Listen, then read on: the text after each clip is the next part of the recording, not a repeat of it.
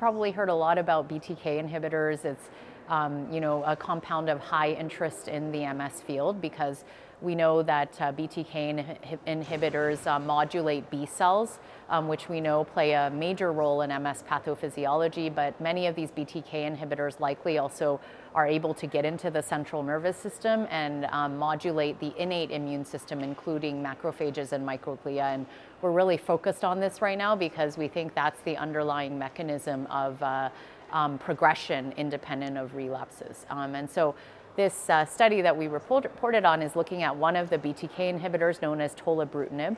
Tolebrutinib is one of the BTK inhibitors that has clear evidence of penetration into the central nervous system.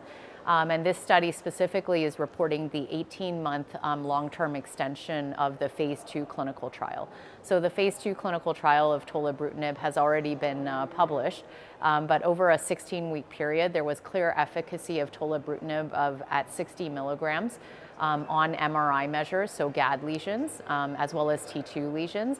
And this is a study that's just following that Phase II trial out up to the 18-month point. And so bottom line is the results are reassuring because the efficacy that was seen on the MRI measures as well as the clinical measures, which the study was not powered to look at, but still the efficacy that was seen in the original Phase II trial on the MRI measures was sustained for the most part.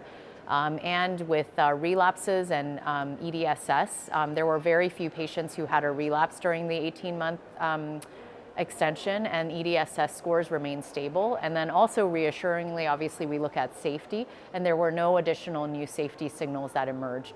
So overall, good information because this is a new class of molecule, and it seems that based on Phase II trials, there's efficacy, but we want to ensure that the safety piece is met, and obviously we'll need more long-term follow-up, but for now the results are quite reassuring.